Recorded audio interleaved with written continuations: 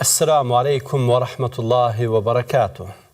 Alhamdulillahi rabbil alamin, wassalatu wassalamu ala nabiyyina Muhammad wa ala alihi wa sahbihi ajma'in. Paqja, mëshira dhe bekimet e Allahut qofshin me ju. Si gjithmonë falënderimet tona janë për Allahun fuqiplot, ndërsa përshëndetjet më të sinqerta janë për zotrin ton, për Muhamedin, familjen, shokët dhe gjithë ata që e ndjekin rrugën e tij deri në amshim. Maturia është i parë për cilin dallon besimtari. Fakti se mban përgjegjësi për fjalët dhe veprat e bën besimtarin që para se të flet të mendohet mirë dhe para se të ndërmerr ndonjë veprim të mendohet mirë për pasojat. Të mendohet mirë edhe për përgjegjësinë që e ka para Allahut te bareke ve teala. Po kështu, fakti se disa njerëz nuk e kanë fare dert pse bien në situata të palakmueshme e bën besimtarin që të ketë kujdes nga kundërreagimi. Pra, një të keqe nuk e kthen me të keqe, është i matur, është i durueshëm nga se nuk bie në nivelin e ignorantëve. Maturia është prej Allahut, ndërsa nxitimi është prej djallit. Arsyeja pse besimtari është i matur është nga se nëpërmjet maturisë kërkon kënaqësinë e Allahut. Dhe arsyeja tjetër pse besimtari është i matur është se nuk nxiton nga se nxitimi e kënaq dhe gëzon djallin, armikun ton të përbetuar. Por ky rregull ka përjashtime. Ka raste kur nxitimi edhe preferohet. Dietarët kanë përmendur disa raste kur preferohet nxitimi dhe ne sot me lenin Allah te bareke ve teala do të përmendim një këshill të një asketi të dalluar, Hatim el-Asam, i cili ka përmendur 5 raste në të cilat është e preferuar që të nxitohet. Hatimi, Allahu e mëshiroft, ka thënë kësaj: nxitimi në gjitha rastet është nga djalli, përveç se në 5 raste. E para, shtrimin e sofrës për mysafirin; e dyta, përgatitjen e të vdekurit; e treta, martesën e beqareshës; e katërta, kthimin e borxhit; dhe e pesta, pendimin nga mëkati.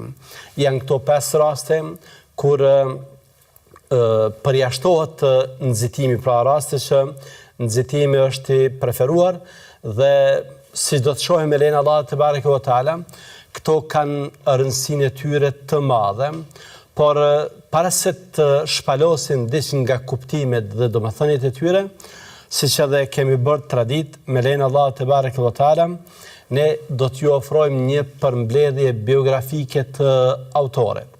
Do të flasim për Hatimin, për këtë burrë që nuk është sikur burrat tjerë, për këtë asket dhe dietar që nuk është sikur asketet dhe dietarët tjerë. Për shkak të urtësisë së madhe, është quajtur Lukmani këtij ummeti. Ju e dini se në Kur'an ka një kapitull me emrin Lukman, në të cilën trajtohet urtarit që ka jetuar shekuj para nesh, Lukmani, dhe për nga urtësia, për nga dituria e thellë, ky burr i madh, Hatimi, është krahasuar me Lukmanin. Ai, siç ka thënë Imam Dhahabiu, është shembulli i një modelit të duhur të asketizmit, nga se siç kemi vënë re më vonë, pas kohës së brezave të parë, janë shfaqur forma të shthurura të asketizmit, të cilat janë kombinuar me ide të huaja dhe përpasoj kemi dëgjuar, kemi lexuar për koncepte që më së paku kanë të bëjnë me Islamin. Janë absolutisht format të refuzuara të asketizmit, janë format të gabuara që ndonjëherë madje edhe kalojnë në herezi. Prandaj shembulli i dietarit ton, i asketit ton, i urtarit ton, i Hatimit është një shembull që ja vlen përvetësohet dhe të cilin madje e kanë preferuar edhe dietarët e mëdhenj. Hatimin e ka vizituar edhe Imam Ahmedi dhe madje edhe nga fjalët e tij, nga këshillet e tij ka marrë këshille që janë vërtet për të marrë dhe për të vlerësuar. Hatimi ka mësuar prej emrave të mëdhenj dhe ka mësuar emra të mëdhenj. Pra ka marrë dije nga njerëz të mëdhenj dhe ka qenë në një farë forme edhe mësues i shumë emrave të mëdhenj që në një ose formë tjetër kanë marrë dije prej tij dhe janë edukuar nga fjalët, nga qëndrimet e tij.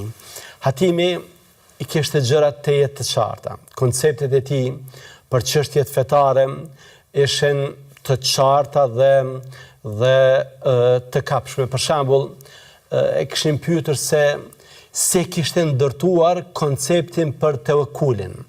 Tevekkuli do të thotë mbështetja tek Allahu te bareke ve teala. Tevekkuli është një prej atyre koncepteve që është prej veprave të besimit, pra që ka të bëjë direkt me besimin dhe që ndonjëherë edhe është keq interpretuar nga njerëz ndoshta edhe pa qëllime të këqija, por që i kanë dhënë një kuptim ndryshe nga kuptimi i vërtetë dhe i cili ka bërë që tevekkuli pastaj nga një fuqi shpirtërore të shndërrohet në një ves të ligë, në lypje, në mbështetje tek njerëzit, pra në diçka që nuk ka të bëjë me konceptin e vërtetë. Hatimi ka ofruar një koncept të rëndësishëm i cili e përmbledh tevekkulin nga të gjitha anët e tij. Ka thënë kësaj: unë e kam ndërtuar konceptin tim për tevekkulin mbi 4 gjëra. E para, kam kuptuar se furnizimin tim nuk mund ta merr askush, prandaj zemra ime më shqetësuar. Pra atë që Allahu ka caktuar për mua, ajo do të më vijë mu patjetër. Andaj nuk jam preokupuar fort me të. E dyta, kam kuptuar se veprën time nuk mund ta bëj askush, prandaj jam angazhuar me të. Pra unë duhet punoj për veten time. Unë duhet bëj vepra të mira për veten time. Prandaj nuk më ka preokupuar asgjë nga ky angazhim. Ja marr me vepra që t'i bëj vetes si më mirë. E treta, e kam kuptuar se vdekja vjen befasisht. Prandaj jam para përgatitur për të. Pra vdekja është një moment, një rast, një çast që nuk ka kthim mbrapa. Dhe duke qenë i tillë dhe fakti se vjen befas, atëherë unë kam bërë vepra të mira që ta takoj Allahun duke qenë i kënaqur me mua. Dhe e katërta, e kam kuptuar se nuk mund t'i fshihem shikimit të Allahut, andaj jam turpruar prej tij.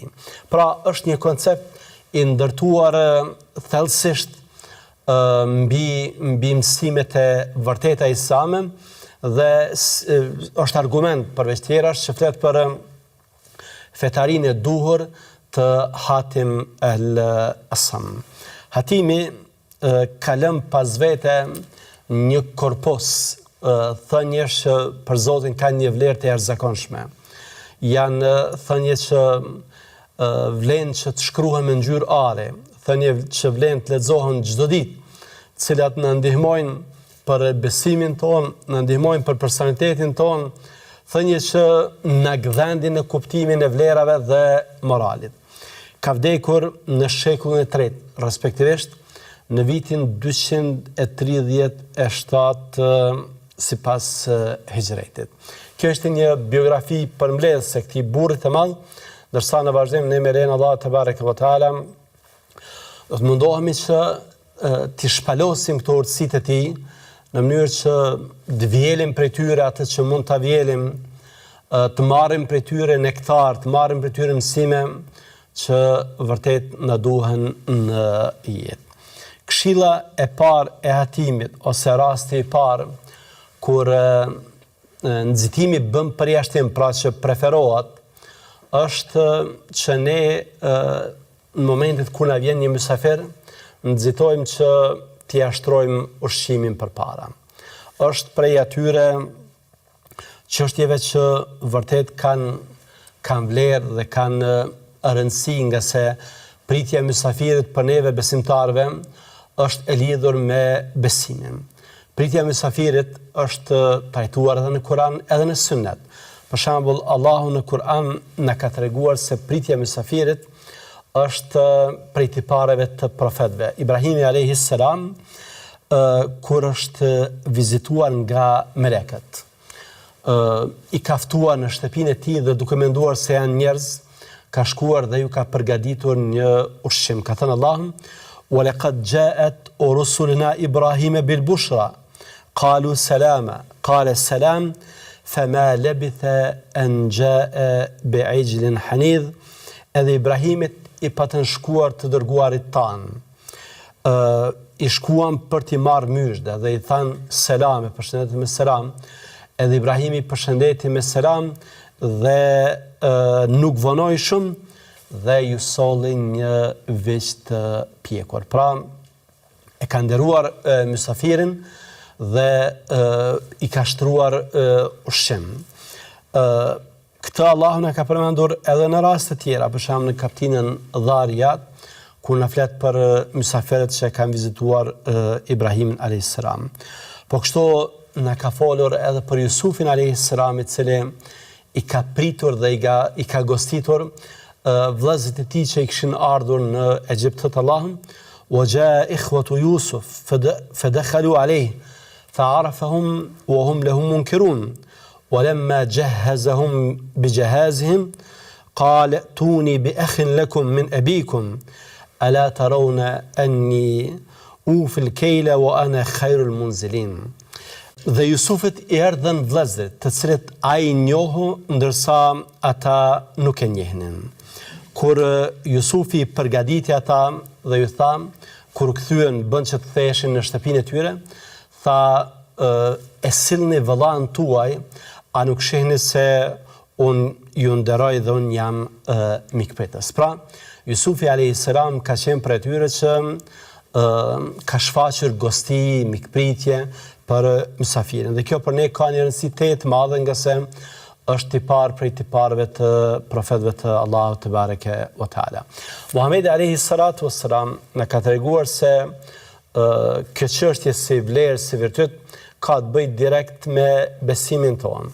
Në një prej haditheve të njohura ka thënë: ai që beson Allahun dhe ditën e fundit, le ta nderojë mysafirin e tij. Pra, nderimin e mysafirit e ka lidhur me besim në Allahun te bareke ve teala dhe me besim në ditën e llogarisë, ku ne do të dalim para Allahut dhe për veprat e mira që i kemi bërë do të marrim shpërblimin prej tij. Madje Muhamedi alayhis salatu wassalam aq shumë i ka kushtuar rëndësi çështjes së mysafirit, çështjes së nderimit të mysafirit, saqë kur është pyetur për ushqimin më të mirë, ka thënë se ushqimi më i mirë nuk është ai që mund të karakterizohet me lloje të ndryshme të ushqimeve, ose me mishra, ose me...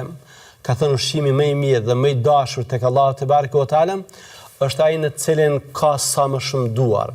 Pra, është ushqimi që i ofrohet sa më shumë njerëzve.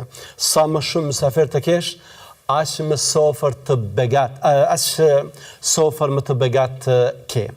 Pra, është nxitje, është thirrje nga Muhamedi alayhis salatu wassalam që ne t'i kushtojmë rëndësi mysafirit, sepse nëpërmjet respektimit të mysafirit ne tregojmë vlerat tona të mirëfillta, ne tregojmë respektin tonë që kemi për mysafirin, ne tregojmë se si kjo çështje është e lidhur me fenë tonë. Dhe jo rastësisht, të nderuar vëllezër dhe të respektuara motra, Muhamedi alayhis salatu wassalam ka përzgjedhur që pikërisht ato fjalët e para që i ka thënë me të mbërritur në Medinë t'jenë me këtë kuptim dhe me këtë tematik. Ka thënë: "Ja ayuhan nas, afshu s-salama wa at'imu at-ta'ama wasilu l-arham wasallu bil-lejli wan-nasu niyam." O ju njerëz, përhapeni selamin në mesin tuaj, jepni ushqim për të tjerët. Pra edhe ndihmoni të varfrit, edhe nevojtarët, por edhe respektoni mysafirin, nga se dhënia ushqim e përfshin edhe këtë, pra nevojtarin, por edhe mysafirin. Mbani lidhjet farefisnore dhe natën ku njerëzit të flenë ju faluni, kësaj hyni në xhennet me selam, hyni në xhennet me paqë. Kanë qenë fjalët e para që Muhamedi alayhi salatu wasallam i ka thënë në Medinë, cilat i kanë dëgjuar medinasit, i kanë mbajtur mend dhe ne i kanë përcjell neve. Janë përshtypjet e para që i kanë pasur për Islamin, për këtë fe, e cila, siç mund të shohim, është fe e paqes, është fe e solidaritetit, është fe e respektit dhe ndihmës për të tjerët, fe e cila e nderon mysafirin, fe e cila na thret përkushtohemi për Zotin ton në kohën kur të tjerët mund të jenë në gjumë ose mund të jenë duke kaluar kohën së kote. Ne po bëjmë këtu një pushim të shkurtër me lejen e Allahut te bareke ve teala për të rikthyer sërish me këshillat tjera të Hatimit, qëndroni me ne.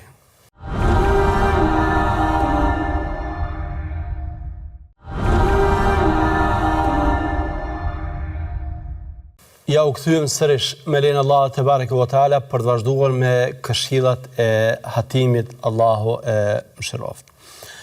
Hatimi në mesin e 5 gjërave që ka përmendur që nxitimi mund të jetë i lëvduar, ka përmendur edhe çështjen e përshpejtimit të përgatitjes kufomës, përgatitjes xhenazës. Siç e dim, vdekja është një caktim i pashmangshëm. Është prej atyre caktimeve që nuk ndryshojnë. Prandaj si besimtar ne jemi të thirrur që çdo herë të jemi të përgatitur për të, edhe për faktin se vdekja vjen befasisht. Prandaj na duhet që të bëjmë vepra të mira, të shtojmë veprat e mira në mënyrë që Allahu te bareke ve teala të jetë i kënaqur me ne. Vdekja është ndarje nga kjo botë për në tjetrën. Prandaj është si thua një moment i cili kërkon përveç përgatitjes sonë si individ për vdekjen, kërkon edhe përgatitje për kryerjen e atyre ritualeve fetare që kanë të bëjnë me të vdekurin. Në të vërtetë, këto rituale e më saktësisht varrimit i të vdekurit ka të bëjë edhe me vetë respektin që Islami ka për njeriu. Ashtu siç njeriu respektohet i gjallë, respektohet edhe duke qenë i vdekur. Dinjiteti i tij, emri i tij, reputacioni i tij duhet të ruhen edhe për së vdekurit. Për këtë arsye, sharja, ofendimi, përmendja për të keq e të vdekurit është mëkat dhe trajtohet ngjashëm sikur me sharrës së fyer një gjallë. Po kështu nuk lejohet që ai të mos trajtohet në mënyrën që e meriton, e më saktësisht të mos varroset, nga se kjo do ta ulte, do ta nënshmonte, nuk do të jepte vlerën që meriton si një njeri. Allahu te bareke ve teala në Kur'anin famad ka përmendur të çështje edhe në rastin e rrëfimit të bijve të Ademit alayhis salam, Kabilit dhe Habilit, të cilët siç dihet kanë pasur një konflikt që ka mbaruar, ka përfunduar me vrasjen e njërit prej tyre. Allahu te bareke ve teala ka përmendur çështjen e varrimit pikërisht në këtë rast të Allah. فبعث الله غرابا يبحث في الأرض ليريه كيف يواري سوءة أخيه. Kur ai e mbyti vëllain, Kabili e mbyti Habilin, atëherë Allahu te bareke ve teala dërgoi një korb, i cili e mbyti një korb dhe filloi që të gropante, ta varroste atë, që t'ja bëj me dije njeriu se si duhet ta mbuloj turpin e vet. Pra atë veprën që ka bërë, veprën pahishme, ose se si duhet të mbuloj trupin e vëllait të tij, pra e ka mbytur, por tani ajo që duhet bërë është që të varroset dhe duke marrë për argument këtë ajet, Imam Kurtubiu, Allah më shiroft, ka thënë se është detyrë dhe obligim që i vdekurit të varroset në tokë. Pra, nëpërmjet varrosjes ne shfaqim respektin ton që kemi për njeriu dhe në të vërtetë shfaqim ato vlerat islame që e respektojnë njeriu duke qenë i gjallë edhe duke qenë i vdekur. Muhamedi alayhi salatu wassalam në kanë nxitur që me rastin e vdekjes së njeriu ne të nxitojmë me përgatitjen e kufomës së tij për ta varrosur. Ka thënë kësaj nxitoni me xhenazën, me përgatitjen e saj, sepse nëse është prej njerëzve të mirë, atëherë ju po e dërgoni në një vend që është edhe më i mirë. E nëse është prej të tjerëve, atëherë ju po e largoni një të keqe nga qafët tuaja, pra ju po e varrosni dikë dhe njerëzit do të jenë të qetë prej tij.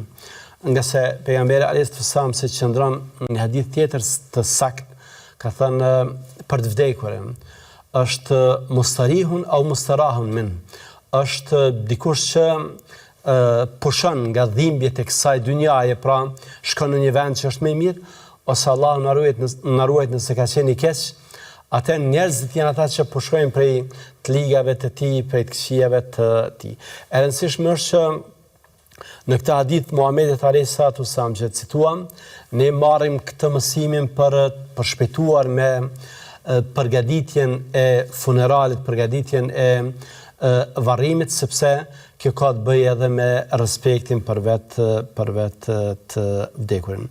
Në një hadith tjetër që për hir të së vërtetës nuk është konfirmuar senedi i tij se i sakt, qëndron se kur dikush të vdes, atëherë mos e shtyeni varrimin, por nxitoni që ta dërgoni në varrin e tij. Pra është një mësim që ka të bëjë me nxitimin për ta varrosur dhe se vonesat që ndonjëherë bëhen qëllimshëm janë të refuzuara dhe të gabuara. Hoxha i mirënjohur, Hoxha Muhammed bin Saleh Al Uthaymin, Allah më shiroft, ka thënë duke folur për këtë temë, do doja që tërheq vëmendjen për një çështje që ka filluar të përhapet në mesin tonë, e që është vanimi i ceremonisë së varrimit derisa të tubohen familjar të vdekurit. Ndonjëherë kjo, thot Hoxha, zgjat me 2 ose 3 ditë dhe kjo është e gabuar.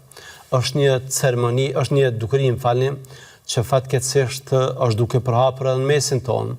Ne shohim se si ndonjëherë për të pritur një familjar që jeton larg, duhen një ditë, 2, 3, ndonjëherë edhe më shumë, dhe kjo sigurisht se është gabim, nga se i vdekuri duhet që të nderohet dhe nderimi i tij është që para se të fillojë të dekompozohet, të shpërbëhet, të fillojë të kalbet trupi, që njerëzit mos neveritën prej tij, atëherë duhet që ai të varroset. Pastaj Hoxha vazhdon dhe shpjegon, thotë, sikur çështja kishte të bënte me një vonesë disa orëshe, për shembull ka vdekur para namazit të drekës, dhe për shkak se njerëzit mund të jenë në puna dhe mund të mos bëhet xhamat shumë për të vdekurin, atëherë lejohet që të shtyhet ceremonia deri në namazin e ikindis, po lejohet të shtyhet kjo, por jo të bëhet më shumë dhe në këtë rast shtyrja është bërë që është disa orëshe dhe është bërë thjesht që të bëhet xhamat më shumë që i vdekurit përfitojnë nga lutjet e tyre. Pra, ajo që neve duhet ta kemi parasysh është që të nxitojmë me çështjen e varrimit dhe të mos presim të tjerët, dhe ne kemi pasur rastin që kemi dëgjuar për dietar, për biografitë të tyre, se si kanë kërkuar, kanë lënë testament që pas vdekjes së tyre të mos pritet, madje të mos priten as vladet e tyre, por të varrosen sa më shpejt që t'jetë e mundur. Hoxha i nderuar Muhammed bin Saleh Al Uthaymin ka përmendur edhe një çështje që konsideroj se ka vendin dhe që sikur shuan një kurreshti ose një dert ose një merak të dikujt. Nëse dikush nuk ka arritur që t'ia fal namazin e xhenazës ende pa u varrosur, atëherë nuk do të thotë se nuk e ka këtë mundësi që t'ia fal xhenazën pasi që t'jetë varrosur.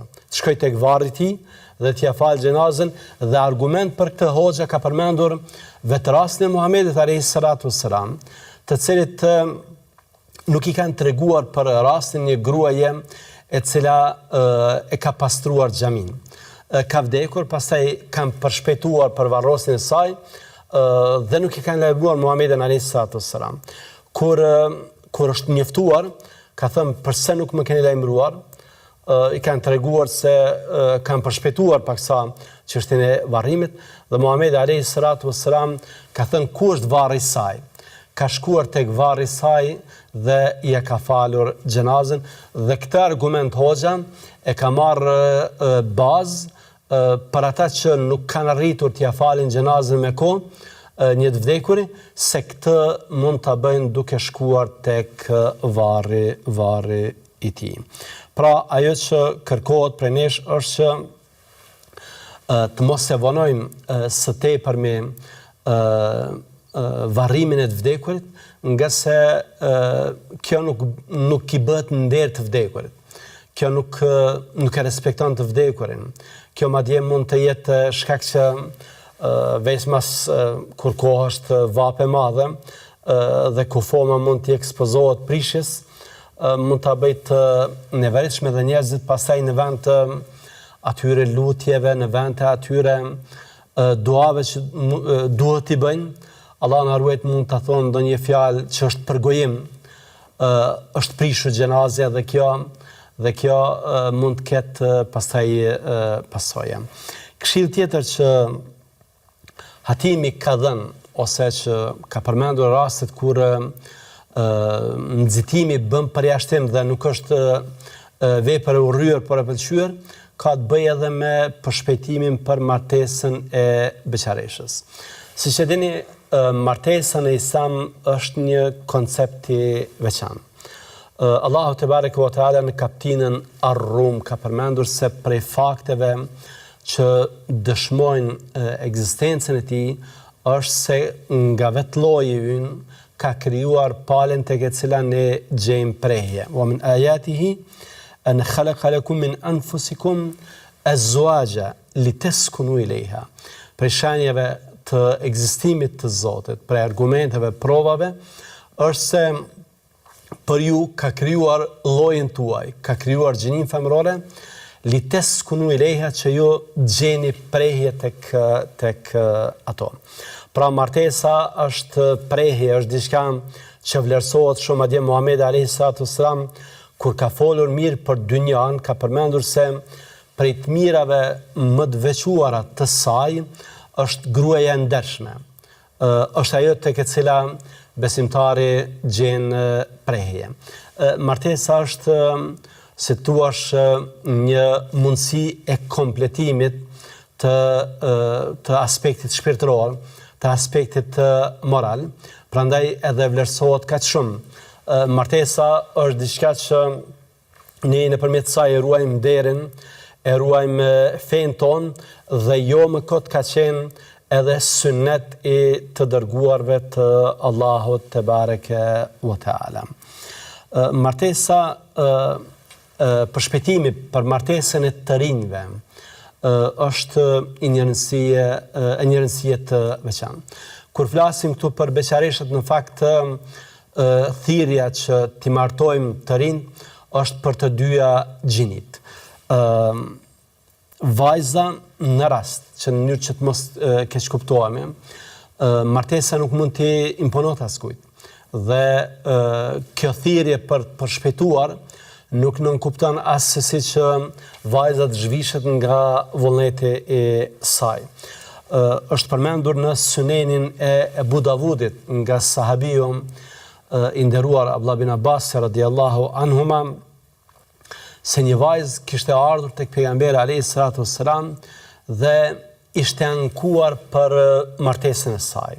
Muhamedi alayhis salatu wassalam i kishte dhënë mundësi që ajo të përcaktojë të zgjedhte, o të vazhdonte martesën, o ta prishte atë. Pra kjo është argument se vajza ka të drejtën e saj të përzgjedhjes dhe se martesa, madje siç ka thënë hoxha jon Muhammed bin Salih Al Uthaymin, Allahu mëshiroft, nuk mund t'i imponohet asaj. Çështje tjetër që ka rëndësi të madhe është se në kohën kur ne flasim për martesë, ne e bëjmë këtë nga se jemi absolutisht kundër çdo lidhje jashtëmartesore. Tani ne vrejmë forma të shturura të lidhjeve, për shembull, ka bashkëjetesë, e cila nuk është martesë, e cila nuk ka efektet juridike të martesës, e cila më së shumti e dëmton gjinin femrore. Prandaj ne jemi kundër lidhjeve të jashtëligjshme, jemi kundër formave të bashkimit të çifteve që janë të refuzuara nga feja, jemi për martesën e cila ruan vlerën, dinjitetin, nderin dhe karakterin e femrës mbi të gjitha. Pra martesa është diçka që nëpërmjet saj është një institucion, një organ që ruan nderin dhe fen edhe të mashkullit, por edhe të femrës me tekst të veçantë. Përse martesa e hershme, përse të nxitohet me martesë? Nga se ne siç përmendëm, martesa ka efekt të madh në ruajtjen e nderit të individit. Pejgamberi alayhis salatu wassalam ka porositur të rinë dhe ka thënë se ja ma'shar shabab man istata minkum al-ba'ata falyatazawwaj. O ju të rinë që keni mundësi për martesë, martohuni, nga se martesa e ruan shikimin nga rënja në haram dhe po kështu e ruan edhe nderin. Pra nëpërmjet martesës ne ruajmë moralin, e ruajmë fen ton. Martesa e hershme e ruan besimtarin nga lidhjet e jashtëligjshme, nga ato që kanë vërtet pasoja të mëdha, nga ato pasoja të cilave ne fatkeqësisht kemi filluar të ndjejmë edhe në shoqërinë tonë. Për shembull, në këtë vit, nga statistikat që janë të publikuara, kemi 11 raste të reja me SID, 2 prej të cilave kanë përfunduar në mënyrë fatale. Pra 2 vdekje nga një smundje e cila lidhet drejt për drejt me çështjen e marrëdhënieve të jashtëligjshme, me çështjen e zinase, prostitucionit dhe jo rastësisht në fe ky mëkat llogaritet absolutisht në mesin e mëkateve më të mëdha, që madje rrezikojnë edhe besimin e besimtarit.